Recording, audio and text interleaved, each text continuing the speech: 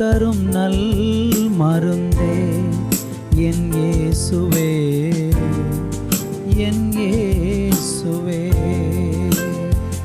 ஜீவன் தரும் நல் மருந்தே என் இயேசுவே, என் இயேசுவே.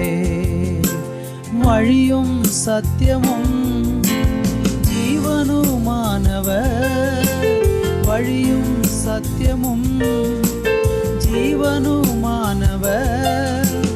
நித்திய ஜீவனை நம்மில் தருபவர், நித்திய ஜீவனை நம்மில் தருபவர்.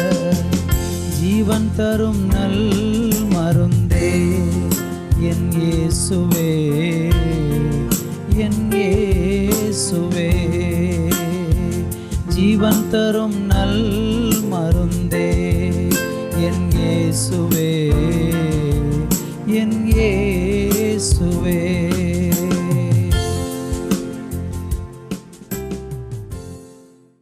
கிறிஸ்துவுக்குள் மிகவும் பிரியமான என் அன்பு தேவனுடைய பிள்ளைகளே, ஆண்டவராகிய இயேசு கிறிஸ்துவின் ஈடு இணையற்ற நாமத்தில் தூத்துக்குடி எழுப்புதல் கிறிஸ்டியன் அசெம்பிளி ஊழியத்தின் மூலமாக உங்கள் அனைவருக்கும் எங்களுடைய புத்தாண்டு நல் வாழ்த்துக்களை தெரியப்படுத்திக் கொள்கிறோம். இந்த அருமையான நாளில், ஒரு புதிய வருஷத்தின் துவக்க நாளில் உங்களோடு கூட ஆண்டுடைய வார்த்தையை பகிர்ந்து கொள்வதற்கு தேவன் கொடுத்த நல்ல பாக்கியத்திற்காக நான் நன்றி சொல்லுகிறேன். இந்த நாள் நம்முடைய வாழ்க்கையில் ஒரு புதிய ஆசீர்வதிக்கப்பட்ட ஒரு நாளாக, இந்த வருடம் ஒரு புதிய ஆசீர்வாதமான ஒரு வருடமாக அமைய ஆண்டவராகிய இயேசுவின் நாமத்தில் உங்களை நான் மனதார அன்போடு கூட வாழ்த்துகிறேன். நீங்கள் இந்த புதிய ஆண்டிலே தேவனிடத்திலிருந்து எதிர்பார்த்திருக்கிற ஆவிக்குரிய, பூமிக்குரிய, பரத்துக்குரிய சகல விதமான ஆசீர்வாதங்களினாலும் நிச்சயமாக கர்த்தர் உங்களை ஆசீர்வதிப்பார் என்று நான் உங்களை வாழ்த்தி ஆசீர்வதிக்கிறேன். இந்த புதிய ஆண்டுக்கான வாக்குத்தத்த செய்திக்காக தேவ சமூகத்திலே ஜெபித்த போது கர்த்தர் கொடுத்த ஒரு வார்த்தையை உங்களுக்காக நான் வாசிக்கிறேன். ஆகாய் தீர்க்க தரிசன புஸ்தகம் 2ஆம் அதிகாரம் அதனுடைய 9வது வசனம். முந்தின ஆலயத்தின் மகிமையை பார்க்கிலும் இந்த பிந்தின ஆலயத்தின் மகிமை பெரிதாயிருக்கும் என்று சேனைகளின் கர்த்தர் சொல்லுகிறார். இவ்விடத்தில் சமாதானத்தை கட்டளையிடுவேன் என்று சேனைகளின் கர்த்தர் உரைக்கிறார். வாசித்து கேட்ட இந்த வேத வசனத்தில் இடிந்து போன ஆலயத்தை திரும்ப எழுப்பித்து கட்டுகிறதான சமயத்தில் கர்த்தருடைய வார்த்தையை கொண்டு தீர்க்க தரிசனம் உரைத்த 3 தீர்க்க தரிசிகள் தான் இந்த கடைசி பழைய ஏற்பாட்டில் இருக்கிற கடைசி 3 தீர்க்க தரிசிகள். ஆகாய் என்ற தீர்க்க தரிசியும், சகரியா என்கிற தீர்க்க தரிசியும், இன்னும் கடைசி தீர்க்க தரிசியாக மல்கியா என்கிற தீர்க்க தரிசியும் அந்த தீர்க்க தரிசனங்களை உரைக்கிறதை பார்க்கிறோம். இடிந்து போன ஆலயம், இடிந்து போன அலங்கம், சிதைந்து போன வாழ்க்கை, இதன் நடுவில் பாவத்தின் நிமித்தமாக எல்லாவற்றை இழந்து திரும்பவும் கட்டப்படக்கூடிய ஒரு நிலையில் இருக்கும்போது கர்த்தர் சொல்லுகிறார், முந்தின ஆலயத்தின் மகிமையை பார்க்கிலும் இந்த பிந்தின ஆலயத்தின் மகிமை பெரிதாயிருக்கும், இவ்விடத்தில் சமாதானத்தை கட்டளையிடுவேன் என்று வாக்கு பண்ணுகிறார். என்னை கவனித்து கொண்டிருக்கிற அருமையானவர்களே, கர்த்தருடைய ஆலயம் என்று சொன்னாலே அந்த ஆலயத்தில் என்ன விசேஷம் இருக்கிறது? ஆலயம் என்று சொல்லும்போது 2 விதமாக குறிப்பிட முடியும். பழைய ஏற்பாட்டு காலத்தில் நீங்கள் படித்தால் ஆலயம் என்பது கர்த்தர் வாசம் பண்ணுகிற ஒரு ஸ்தலமாக, அதற்கென்று விசேஷமாக கட்டி ஏற்படுத்தப்பட்ட ஒரு இடமாக கர்த்தருடைய ஆலயம் பழைய ஏற்பாட்டில் காணப்படுகிறது.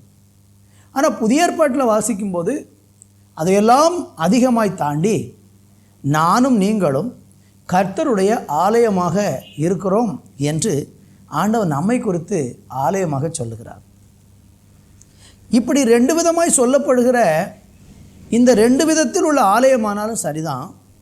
இந்த ரெண்டு விதமான ஆலயத்திலும் ஒரு காரியம் சிறப்பானதாக, ஒரு காரியத்தை ஆண்டவர் மாறாத பிரமாணமாக வைத்திருக்கிறார். அது என்னவென்றால், அந்த கர்த்தருடைய ஆலயத்தில் தங்கி இருக்கிற தேவ மகிமை.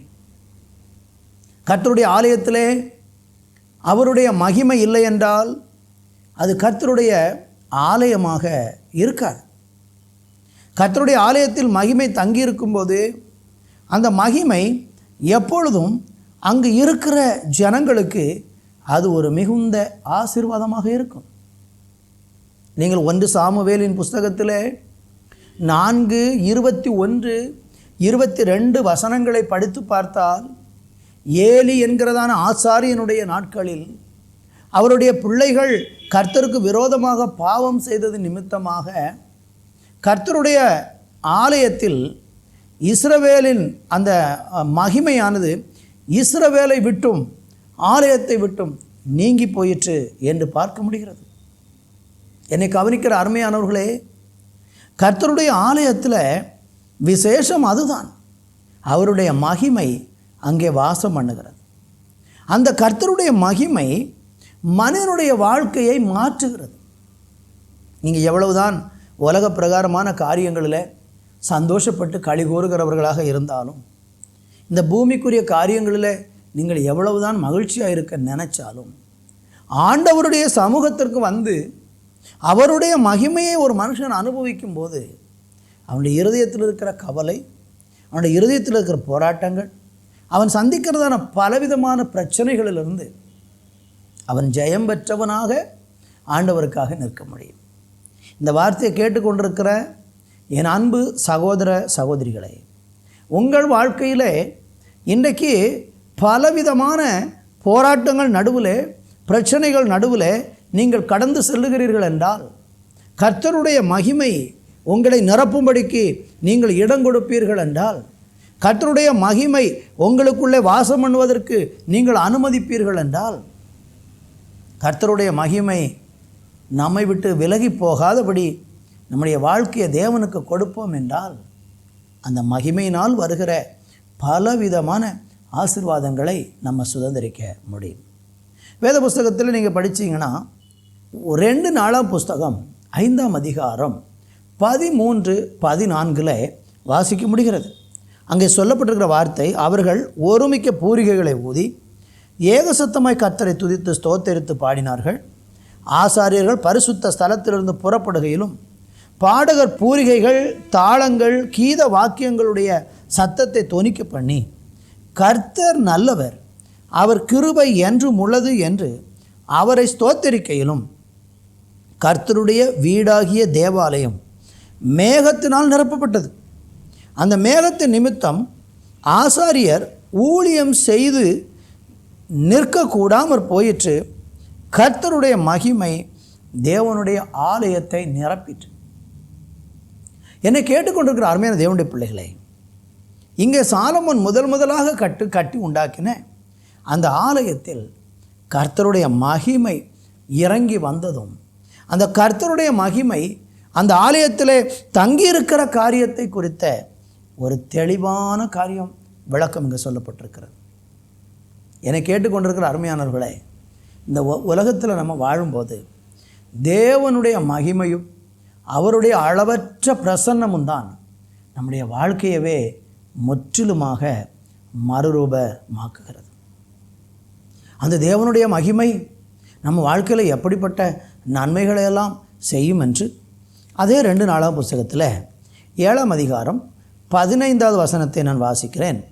இந்த ஸ்தலத்தில் செய்யப்படும் ஜெபத்திற்கு என் கண்கள் திறந்தவைகளும் என் செவிகள் கவனிக்கிறவைகளுமாக இருக்கிறது.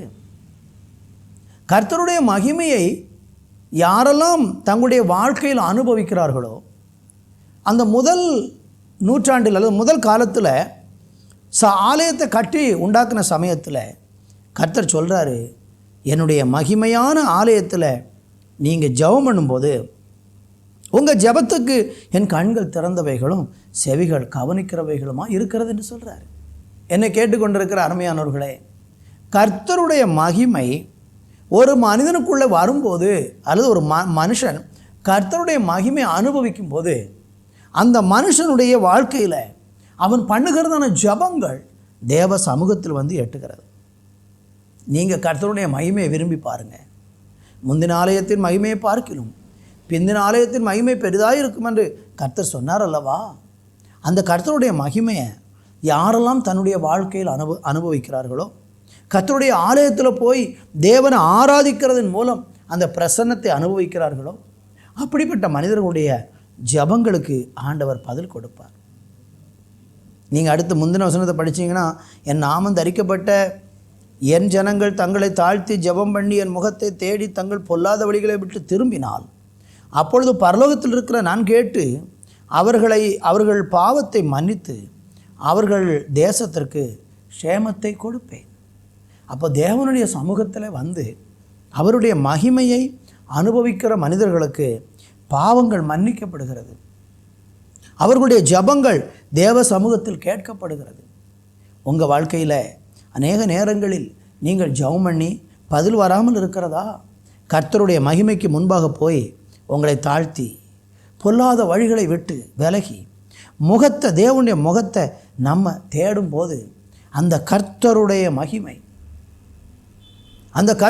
மகிமை அந்த மனிதனுடைய வாழ்க்கையில் க்ஷேமத்தை கொண்டு வரும். அந்த கர்த்தருடைய மகிமை அந்த மனுஷனுடைய ஜெபத்துக்கு பதிலை கொடுக்கும்.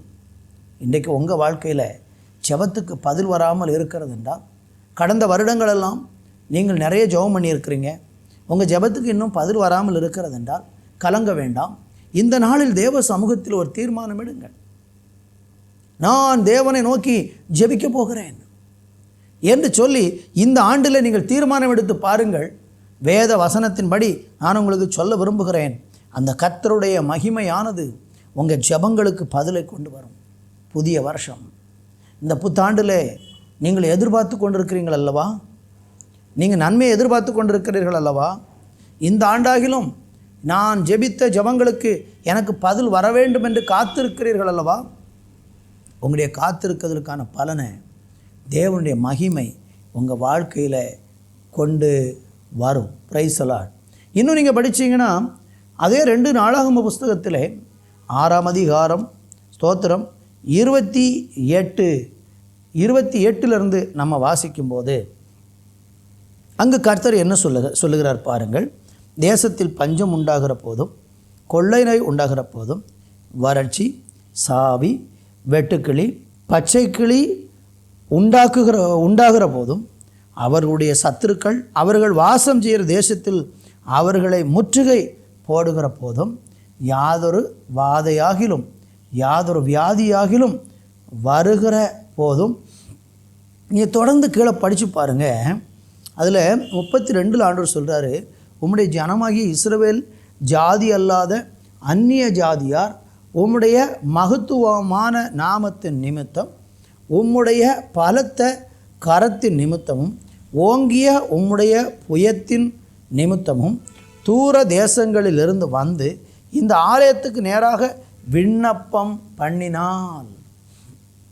என்னை கேட்டுக்கொண்டிருக்கிற அருமையானவர்களே, கர்த்தருடைய ஆலயத்தில் அந்த மகிமையை விரும்பி அவருடைய சமூகத்தில் போய் அந்த பிரசன்னத்துக்காக காத்திருந்து ஜெபிக்கிறவங்க வாழ்க்கையில் பஞ்சமானாலும் சரிதான், கொள்ளை நோயானாலும் சரிதான், வறட்சியானாலும் சரிதான், அல்லது சத்துருக்கள் எதிர்த்து வந்தாலும் சரிதான், என்ன சூழ்நிலையில் அவன் இருந்தாலும் அந்த ஆலயத்தில் போய் அல்லது தேவனுடைய மகிமை ஒரு மனுஷன் அனுபவிக்க ஆரம்பித்து அந்த தெய்வ மகிமைக்குள்ளேயே வாழும்போது அவனுக்கு விரோதமாக எழுப்பப்படக்கூடிய எல்லா கிரியைகளையும் ஆண்டவர் இல்லாமலாக்கி அதமாக்கி போடுவார் என்பதுதான் வேதம் நமக்கு சொல்லக்கூடிய ஆலோசனையாக இருக்கிறது. கர்த்தருக்கு மகிமை. ஏசாயா தீர்க்க தரிசன புஸ்தகத்தில் ஆண்டவர் சொல்லும்போது அந்த ஆலயத்தில் தங்கியிருந்த அந்த மகிமையானது ஒவ்வொரு மனிதனுக்குள்ளேயும் நிலையாக வாசம் பண்ண விரும்புகிறார் என்பதை ஏசாயா 60 அதனுடைய ஸ்தோத்திரம் 1-2 வசனங்கள் சொல்லுகிறது. எழும்பி பிரகாசி, உன் ஒளி வந்தது, கர்த்தருடைய மகிமை உன்மேல் உதித்தது. இதோ இருள் பூமியையும் காரிருள் ஜனங்களையும் மூடும், ஆனாலும் உன்மேல் கர்த்தர் உதிப்பார், அவருடைய மகிமை உன்மேல் காணப்படும். அதான் முந்தின ஆலயத்தின் மகிமை பார்க்கிலும் பிந்தின ஆலயத்தின் மகிமை பெரிதாக இருக்கும்னா இதுதான். என்ன சொல்கிறாரு? ஆமென். கர்த்தருடைய மகிமை உன் மேல் உதிக்கும் அப்படிங்கிறார். ஆண்டவருடைய மகிமையை ஆண்டவர் பழைய ஏற்பாட்டில் ஆலயத்தில் மாத்திரம் வச்சுருந்தார். அந்த வருகிற ஜனங்கள் அந்த ஆலயத்தில் வந்து அந்த மகிமையை அனுபவித்து கடந்து போனாங்க.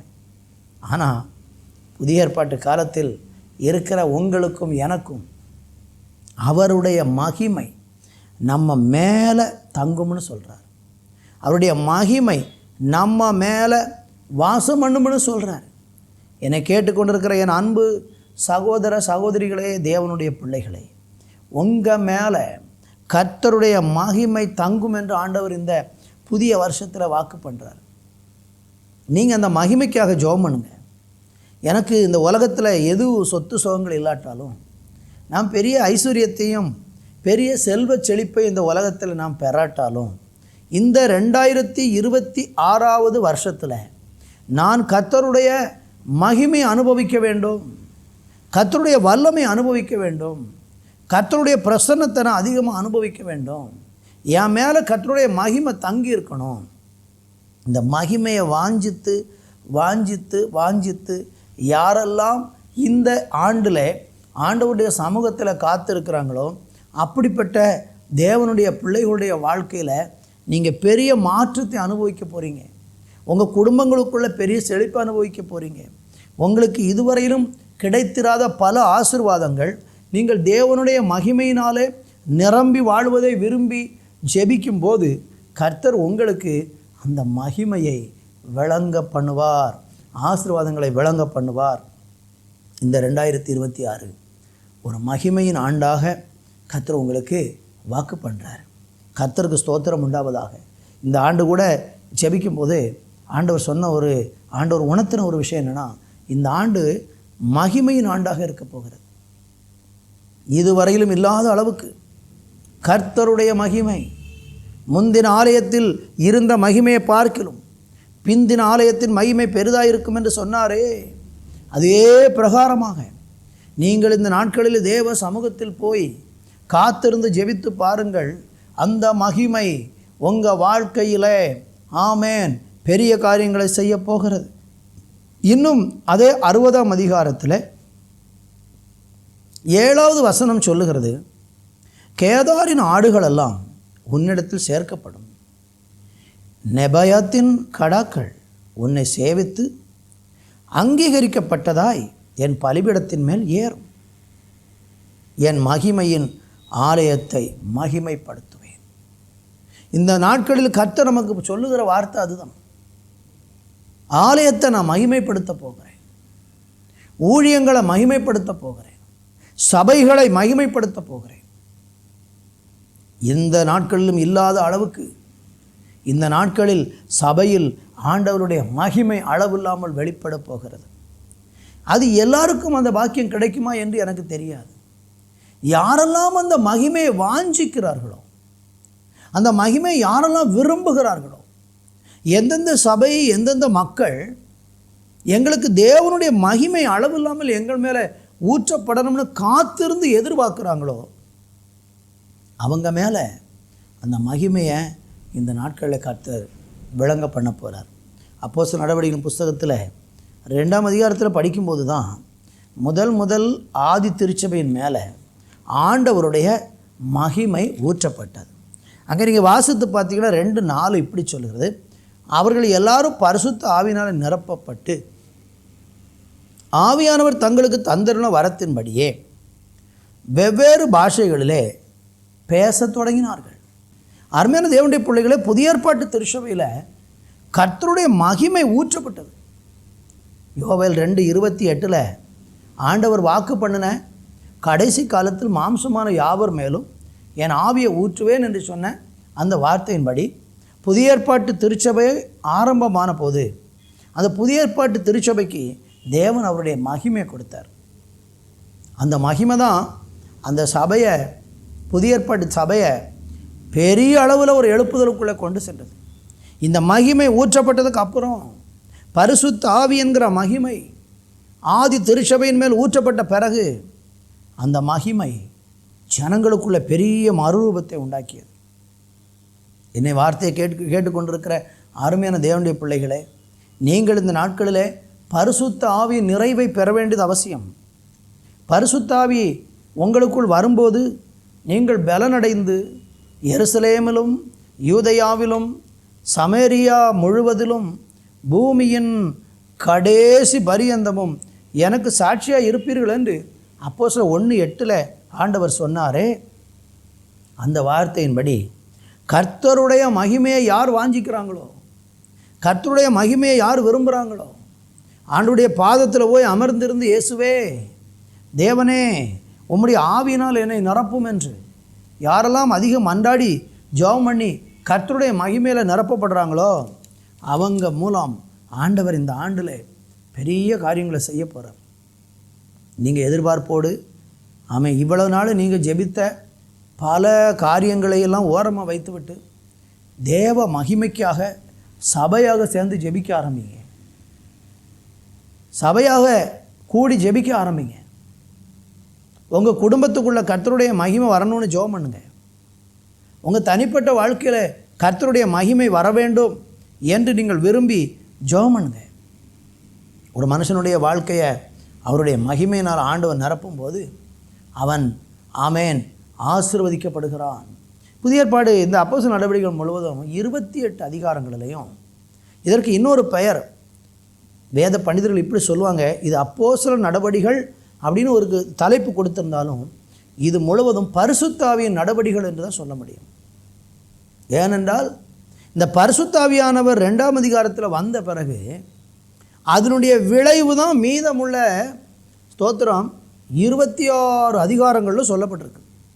பரிசுத்தாவி வந்தால் என்ன நடக்கும், பரிசுத்தாவி வந்தால் எப்படி மனுஷ வாழ்க்கை மாறும், பரிசுத்தாவி வந்தால் எப்படி சபைகள் எழுப்புதல் அடையும், பரிசுத்தாவி வந்தால் தேசங்கள் எப்படி சந்திக்கப்படும், எந்தெந்த மனிதர்கள் பரிசுத்தாவியை தன்னுடைய வாழ்க்கையில் அனுமதிக்கிறாங்களோ, தேவனுடைய பரிசுத்தாவின் மகிமை யாரெல்லாம் பெற்றுக்கொள்ள வாஞ்சிக்கிறாங்களோ அவங்க எல்லார் மூலமாக கர்த்தர் பெரிய காரியங்களை செய்வார். இன்றைக்கி நீங்கள் ஆவலோடு எதிர்பார்ப்போடு நான் பரிசுத்தாவியை பெறணும்னு நீங்கள் விரும்புகிறீங்கன்னா இன்னைக்கே நீங்கள் தேவ சமூகத்தில் காத்திருந்து பாருங்கள். எல்லா பிரச்சனைக்கும் தீர்வு கர்த்தருடைய மகிமை உன்மேல் உதித்தது என்ற வார்த்தையின்படி அந்த மகிமை நமக்குள்ளே வரும்போது நம்முடைய வாழ்க்கை மறுரூபமாக கட்டாயமாக மாறும். இதுவரையில் இல்லாத சம்பவங்கள், இதுவரையிலும் நடக்காத அற்புதங்கள், இதுவரையிலும் கண்டிராத காரியங்கள் இந்த வருஷத்தில் நீங்கள் காண வேண்டுமா? கர்த்தருடைய மகிமைக்காக ஜெபம் பண்ணுங்க. உங்கள் வீட்டில் ஜெபம் பண்ணுங்க, குழுவாக ஜெபம் பண்ணுங்க, தனியாக ஜெபம் பண்ணுங்க. ஸ்தோத்திரம். ஆலயத்தில் கூடி கர்த்தருடைய மகிமைக்கு காத்திருங்க. கர்த்தருடைய ஊழியருடைய ஆலோசனையின்படி நீங்கள் இந்த காரியங்களை செய்து பார்ப்பீர்கள் என்றால் உங்கள் மேல் அந்த மகிமை நிச்சயமாக வரும். அப்படி தேவனுடைய மகிமை ஒரு மனுஷனுக்குள்ளே வரும்போது கர்த்தருடைய வார்த்தை சொல்லுகிற வார்த்தையை கேளுங்க. 1 கொரிந்தியர் 3:16-17 சொல்லுகிறது, நீங்கள் தேவனுடைய ஆலயமாக இருக்கிறீர் என்றும் தேவனுடைய ஆவி உங்களில் வாசமாக இருக்கிறார் என்றும் அறியாதிருக்கிறீர்களா? ஒருவன் தேவனுடைய ஆலயத்தை கெடுத்தால் அவனை தேவன் கெடுப்பார். தேவனுடைய ஆலயம் பரிசுத்தமாக இருக்கிறது, நீங்களே அந்த ஆலயம். இப்போ பாருங்கள், அந்த மகிமை யாருக்குள்ளெல்லாம் வாசம் பண்ணுகிறதோ அந்த வாசம் பண்ணக்கூடிய மனிதர்கள் எல்லாருமே யாராக மாறிட்டாங்கன்னா, பழைய ஏற்பாட்டில் எப்படி கர்த்தருடைய ஆலயத்துக்குள் மகிமை தங்கியிருந்து ஆசாரியர்கள் ஊழியம் செய்ய முடியாத அளவுக்கு அந்த மகிமை அவங்கள நிரப்புனதோ, பழைய ஏற்பாட்டில் எப்படி ஆலயத்தில் போய் ஜெபம் பண்ணும்போது அந்த மகிமையினால் நிரப்பப்பட்டு வியாதிகள் சுகமாகி அவங்க பிரச்சனைகளுக்கெல்லாம் அந்த ஆலயத்தில் தீர்வு கண்டதோ, அதே போல் புதிய ஏற்பாட்டில் கர்த்தர் ஒரு கட்டடத்தையோ ஒரு ஸ்தலத்தையோ குறிக்காமல் நீங்களும் நானும் அவருடைய ஆலயம், அந்த ஆலயத்தில் அவர் தங்குகிறார். அப்படி தான் போட்டிருக்குது. தேவனுடைய ஆமென் ஸ்தோத்திரம், நீங்கள் தேவனுடைய ஆலயமாக இருக்க, தேவனுடைய ஆவி உங்களில் வாசமாக இருக்கிறது. அப்போ அந்த கிறிஸ்துவின் மகிமை அல்லது பரிசுத்த ஆவியின் மகிமை அவருடைய பிள்ளைகளாகிய நமக்குள் தங்கி இருந்து நம்முடைய வாழ்க்கையவே ஆமென் மேன்மையாக மாற்றப் போகிறார். 17 சொல்லுகிறது, ஒருவன் தேவனுடைய ஆலயத்தை கெடுத்தால் அவனை தேவன் கெடுப்பார். தேவனுடைய ஆலயம் பரிசுத்தமாக இருக்கிறது, நீங்களே அந்த ஆலயம். நம்மளை ஆண்டவர் அந்த மகிமையினால் நிரப்பும்போது பரிசுத்த நமக்குள்ளே உண்டாகிறது. பரிசுத்த நமக்குள்ளே உண்டாகும்போது நம்ம ஆண்டவருடைய ஆலயமாக மாறி அவர் எப்பவும் வாசம் பண்ணுகிற ஒரு ஸ்தலமாக மாறி அந்த மகிமை எப்பவும் நம்மளை நிரப்பி நம்முடைய வாழ்க்கையவே அது மேன்மையாக்குகிறது. அதே 1 கொரிந்தியர் 6:19 சொல்லுகிறது, உங்கள் சரீரமானது நீங்கள் தேவனாலே பெற்றும் உங்களில் தங்கியிருக்கிற பரிசுத்த ஆவியின் ஆலயமாக இருக்கிறது என்றும் நீங்கள் உங்களுடையவர்கள் அல்லவென்றும் அறியீர்களா? அப்போ பரிசுத்த ஆவிக்கு ஆவியானவர் தங்கக்கூடிய ஒரு ஆலயமாக, பரிசுத்தாவின் மகிமை தங்கியிருக்கிற ஒரு ஆலயமாக ஆமென் தேவன் நம்மளை மாற்றுறாரு. அப்போ மாற்றும்போது கர்த்தர் என்ன செய்கிறார்னா நம்முடைய வாழ்க்கையவே அப்படி மாற்றிடுறார். வாழ்க்கையவே மாற்றுறார். நமக்குள்ளே இருக்கிற பாவம், அருவருப்பு, அசுத்தங்கள் எல்லாம் அந்த மகிமை நமக்குள்ளே வரும்போது எல்லாம் வெளியேறிடும். அது உள்ளே வாசம் பண்ணாது. இன்றைக்கி நீங்கள் பாவத்தில் போராடிக்கிட்டு இருக்கிறீங்க. ஐயோ எனக்கு பாவம் சோதனை வருது, நான் வேண்டாம் என்று வெறுக்கிறேன். ஆனால் பாவத்தில் இந்த போன வருஷம் முழுவதும் விழுந்துட்டேன். ஆனால் இந்த வருஷம் ஆமென் ஸ்தோத்திரம் கர்த்தருடைய மகிமையை நீங்கள் விரும்பி வாஞ்சித்து எதிர்பார்த்து அதிகமாக ஜெபம் பண்ணி நான் கர்த்தருடைய ஆலயமாக இருக்கிறேன், கர்த்தருடைய ஆவியானவர் எனக்குள் வாசம் பண்ணுகிறார் என்கிற உண்மையை நீங்கள் உணர்ந்து இந்த நாட்களில் தேவனை நோக்கி விண்ணப்பம் பண்ணி ஜெபம் பண்ணி பாருங்கள். உங்களை கர்த்தர் அந்த மகிமையினால் நிரப்புவார். நிரப்புனதுக்கப்புறம் பாவம் உங்களுக்குள்ளே வாசம் பண்ண முடியாது. காரணம், கிறிஸ்துவின் மகிமையின் ஆவியானவர் உங்களுக்குள்ளே அல்லேலூயா வாசம் பண்ணி உங்கள் வாழ்க்கையவே செழிப்பாக மாற்றுவார். இந்த வருஷத்தில் நீங்கள் அதை எதிர்பாருங்கள். இந்த வருஷத்தில் அதை நீங்கள் வாஞ்சியுங்கள். இந்த வருஷத்தில் நீங்கள் அதை தேவனிடத்தில் கேளுங்கள். அப்படி கேட்கும்போது ஆண்டவர் உங்களுக்கு அந்த மகிமையை